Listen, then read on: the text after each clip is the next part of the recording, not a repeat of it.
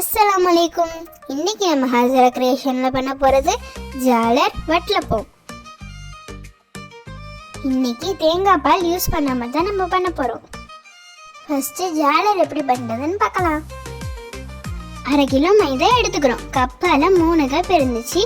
மைதாவை நல்லா சலிச்சிங்க. உப்பு தேவையான அளவு, 1 முட்டை, 1 கப் காய்ச்சி ஆற வச்ச பால், 2 கப் தண்ணி, எண்ணெய் 1 டேபிள் ஸ்பூன் சேர்த்துட்டு நல்லா கலந்து விடுங்க. ரொம்ப தண்ணியாக கலக்கக்கூடாது.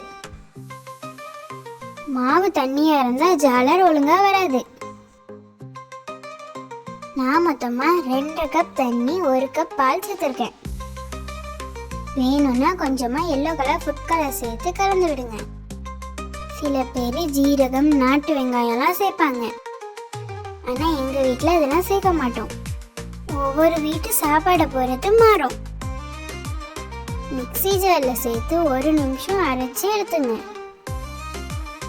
அதை ஃபில்டர் பண்ணும்போது ஜாலர் அடைப்பு இல்லாமல் ஸ்மூத்தாக ஜாலர் சுட ஈஸியாக இருக்கும். இதே போல் எல்லா மாவையும் ஃபில்டர் பண்ணி எடுத்துக்கலாம். ரொம்ப தண்ணியாகவும் இல்லாமல் ரொம்ப கட்டியாகவும் இல்லாமல் இந்த பதத்தில் இருக்கணும். ஜாலர் பண்ணுறதுக்கு நம்மக்கிட்ட இந்த 2 டைப்பில் இருக்குது. மாவு வேணுங்கிற அளவு ஊற்றிங்க. ஒரு பேனில் ஜாலர் சுட எண்ணெய் சேர்த்து ஒரு டிஷ்யூ பேப்பரால் தொடச்சிட்டு ஊற்றுங்க.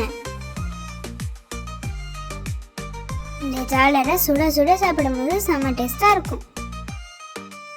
இந்த ஜாலர் வட்டலப்பம் மேரேஜ் முடிஞ்சு மாப்பிள்ளைக்கு முதல் நாள் பிரேக்ஃபாஸ்டில் இந்த ஃபுட்டு கண்டிப்பாக இருக்கும். இது எங்கள் ஊரோட ட்ரெடிஷ்னல் ஃபுட்டுன்னே சொல்லலாம்.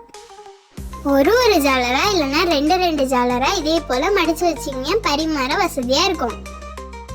இந்த ஜாலரை வட்டலப்பத்தோடையும் சாப்பிட்லாம், சிக்கன் மட்டன் கிரேவியோடையும் சாப்பிட்லாம். நாங்கள் வட்டலப்பத்தோட தான் சாப்பிடுவோம். சூப்பராக இருக்கும். வட்டலப்ப ரெசிபி நெக்ஸ்ட் வீடியோவில் ஷேர் பண்ணுறோம். சுவையான ஜாலர் ரெடி. உங்களுக்கு இந்த வீடியோ பிடிச்சிருந்துச்சுன்னா மறக்காமல் நம்ம சேனலை லைக் பண்ணுங்கள், ஷேர் பண்ணுங்கள், சப்ஸ்கிரைப் பண்ணுங்கள்.